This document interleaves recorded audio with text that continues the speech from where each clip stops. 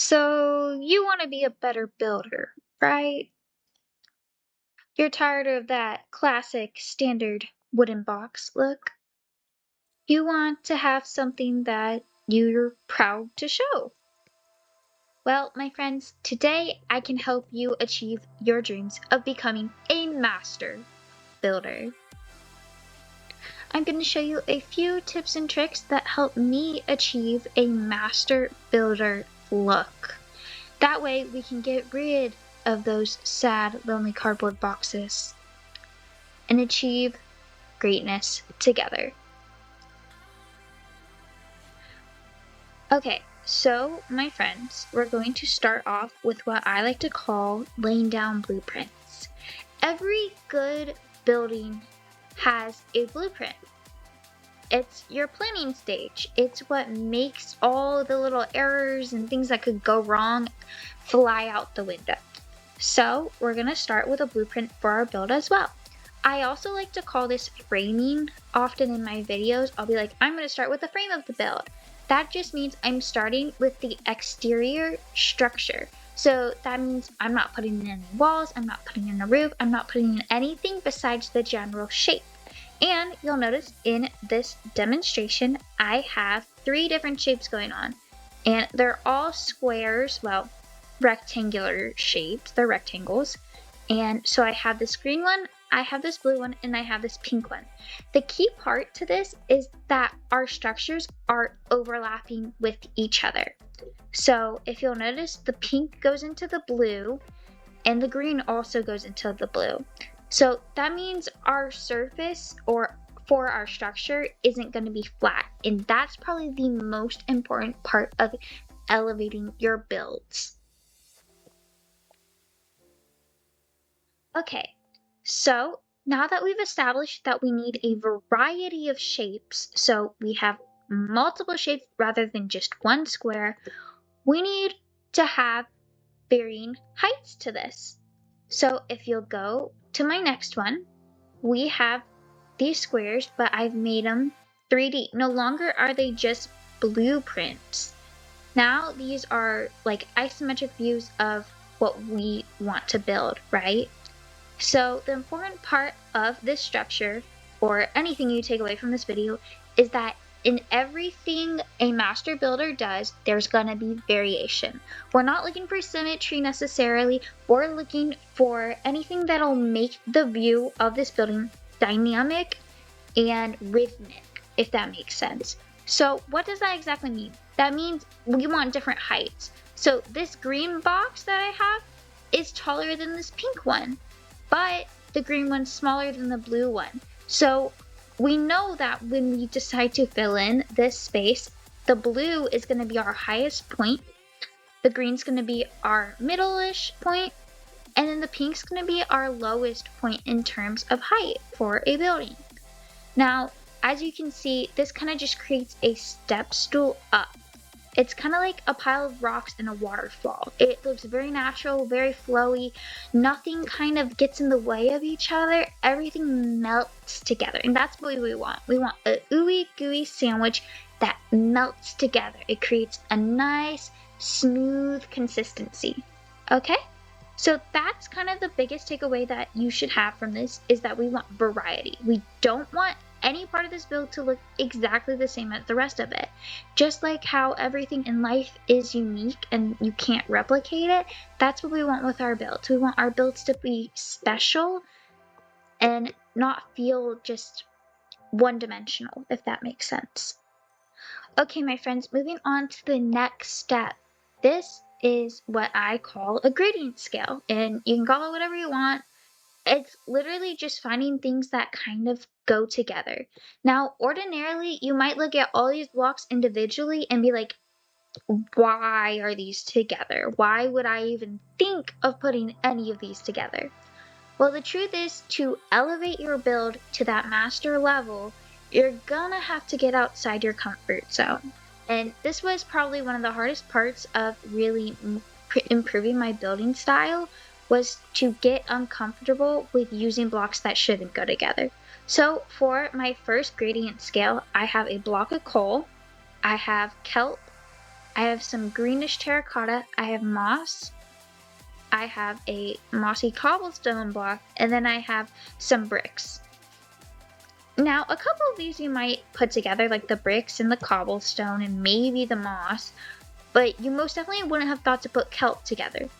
But when we're making a build, we have to look at the aesthetic structure before we put it together. We have to think, what is this build supposed to feel like? If I want it to feel rooted and earthy and taken over by life and plants, I'm gonna put in a bunch of green vibes, right? I want to grab as much as I can. And the importance, again, is variety. We want to be able to see, like, that pattern. You want to see that texture throughout your build.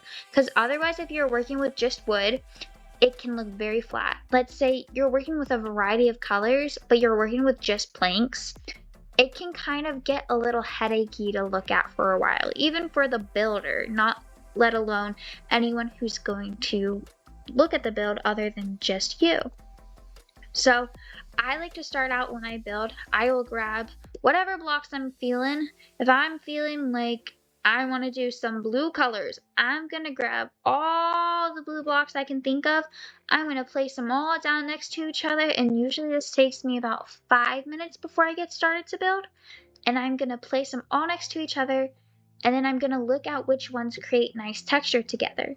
So if you're going for a more sea-based vibe or a cleaner, more modern look, you might use prismarine and you might use quartz initially, and that can still work. You can still do that. But if you want to add a bit more texture or depth to your build, which is what it takes to be a master builder, you're going to look for more colors and more textures. Just like how this graded, waxed block, whatever it is, next to this prismarine block, that creates a really interesting color tone. Well, then if I go and add some, like, of the prismarine, just like cobblestone looking stuff, that adds to the palette as well. It's a smooth transition. And then I add a funky block here. I add like this terracotta colory thing that's really hard to use normally. But because it has that pop of blue, and it has kind of that whole texture vibe going for it that all these other blocks have, it's gonna work in our build as well.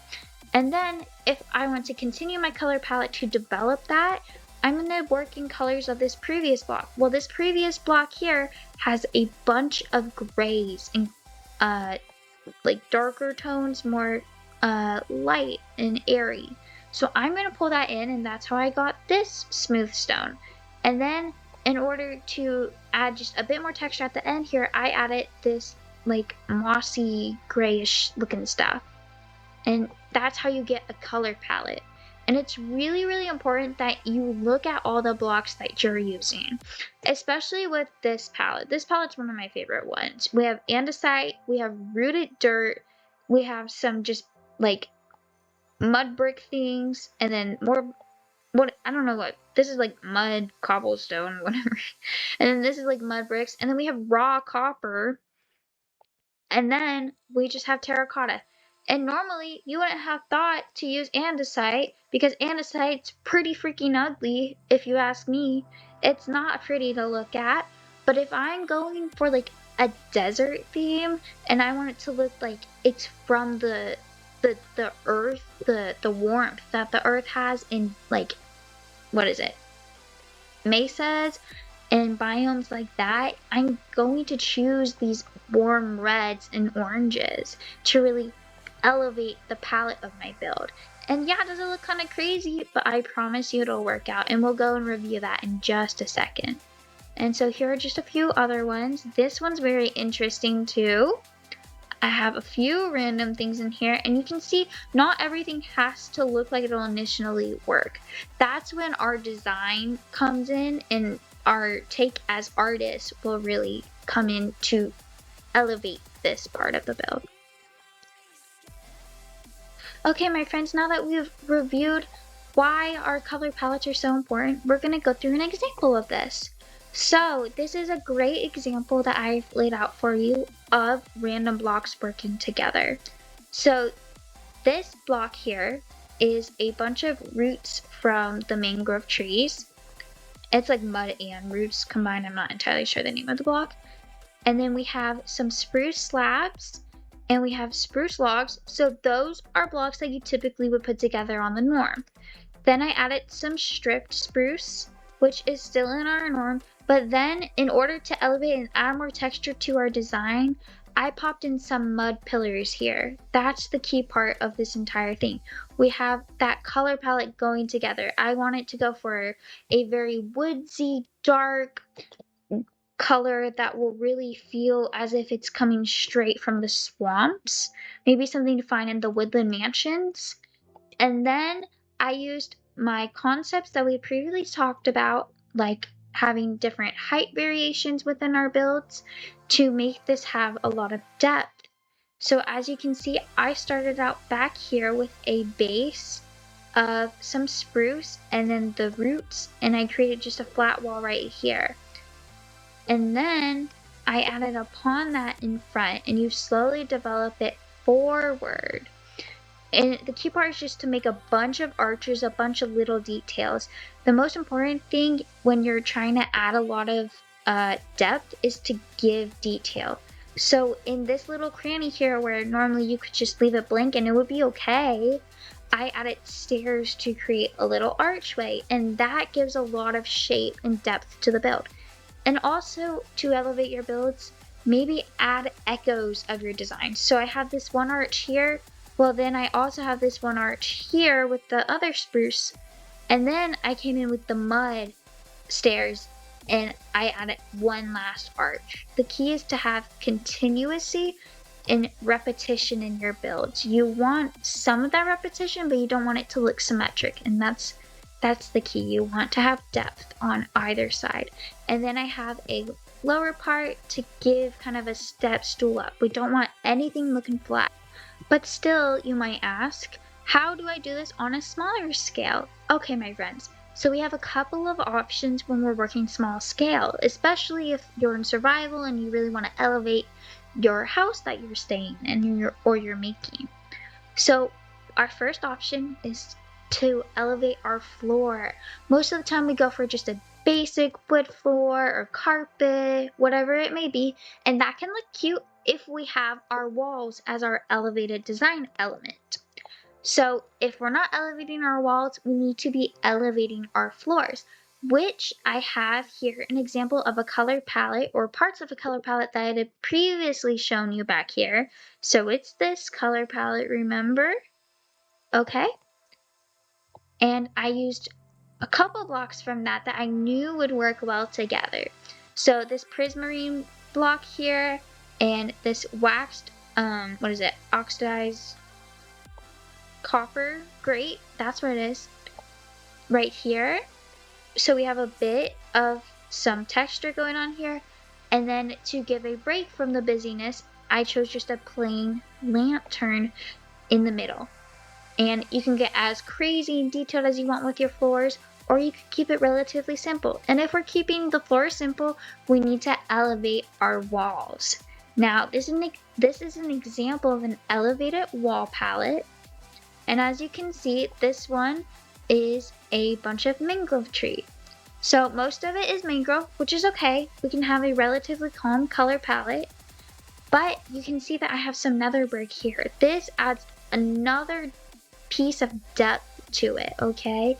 And bringing back that concept of archways that I have, archways are going to be your best friend when you're trying to create any depth or texture to your build. So as you can see, before I added arches, I just had this one flat piece, this pillar of mangrove, okay? And then what you do is you find corners. So like I said, I have this walkway here in between these barrels. I'm going to add stairs into the corners. Then I'm going to go in with trapdoors here, and I'm going to add that in between. They're transition pieces. Trapdoors are going to be so helpful for you when you're trying to improve your build designs, okay? You're going to want to put them pretty much everywhere. They can go just about anywhere because they're so universal and so useful for you. And another little detail I like to often include are buttons. Buttons are very small and they can be hard to notice, but when they are noticed, you can really see that it's just another piece of your build that feels more dimensional. And this is just one example of how you can do it. I used the barrels back here because I wanted to create some contrast between all the red, give a break for the eye. Your eye is going to be drawn to the middle or to the parts that look different in your build. And because everything around it is red and we have this brown, we're going to want to look at this brown. So this could be used in your survival build or whatever. It doesn't really matter. Okay, and here's all of our pieces of knowledge that we've gained so far throughout the video put together, okay? So if you'll notice, this house is in the same build structure as our first beginning pieces, okay? So this is the blueprint for the house. This is us figuring out our dimensions and our depth for everything. Hang on, I can get there eventually. The walls are our color palettes, and so is the roof. Our concept of variety is so important because when we combine a bunch of variety, we get really dynamic textured pieces like this one that make the build feel as if it's weathered or ruined, or even if you want to do a fresh, clean, sleek look, you can do that too. But the variety and the depth of just the building let alone creates a much more interesting piece to look at compared to our cardboard box, okay? Now, another little piece of advice I will give you is when you're building, let's use interesting roof designs. So as you can see, I put some pillars on top of my roof here instead of just leaving it flat right there. And you can't leave it flat, but this is more interesting to look at.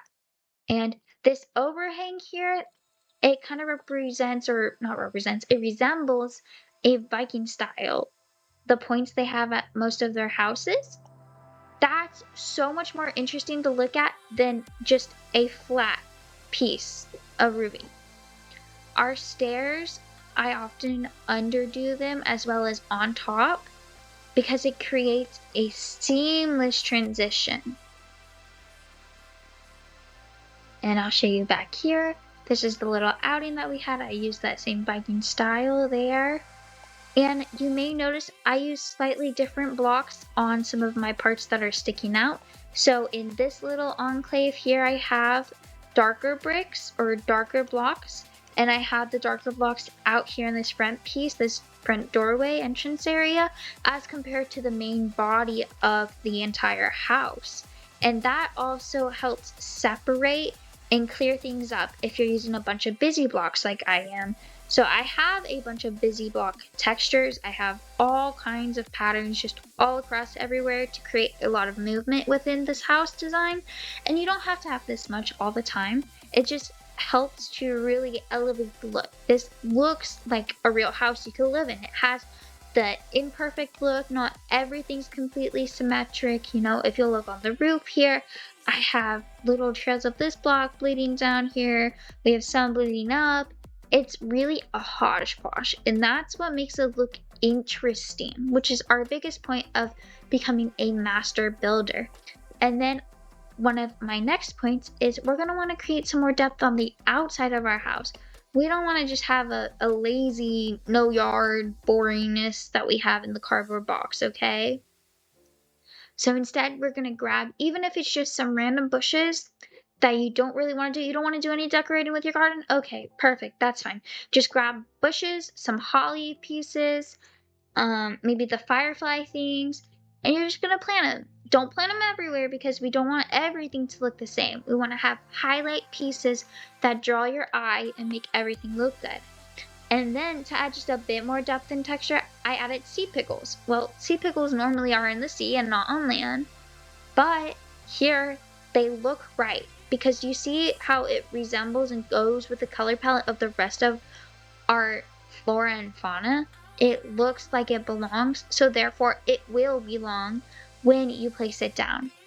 And another landscaping tip is to use regular stone blocks slabs, pressure plates, and buttons to form rock formations. So I have another example here, I have it here, and it's all just surrounding my building. And then the last piece of advice is creating windowsills. So I have this one here. I have one kind of around here, even though there's no window.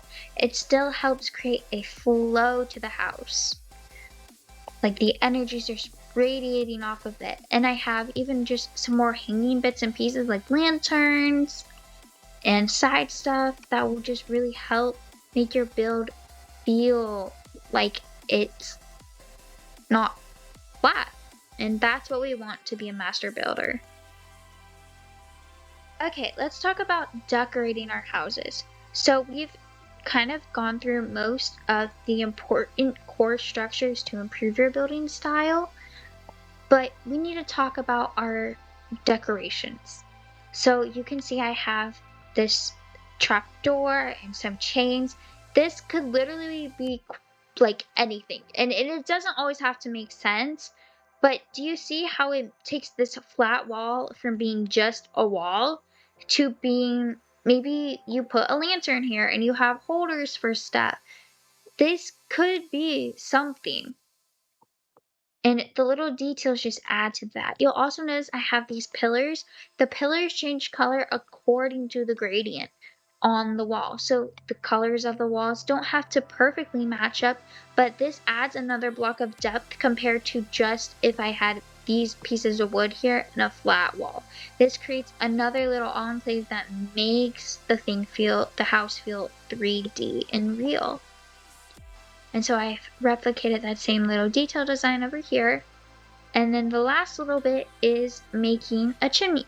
Now, not all houses need a chimney. However, I think this kind of brings the house to life. So I've created a design that follows the depth of the roof, and you'll see again this changes.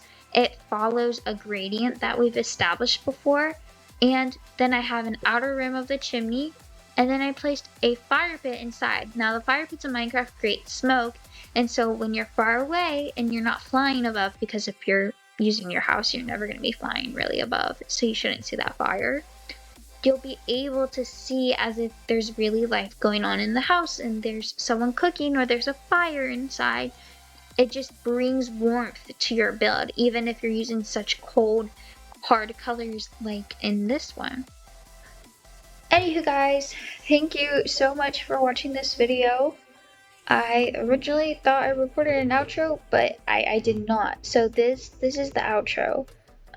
Be good people, do good things, love you.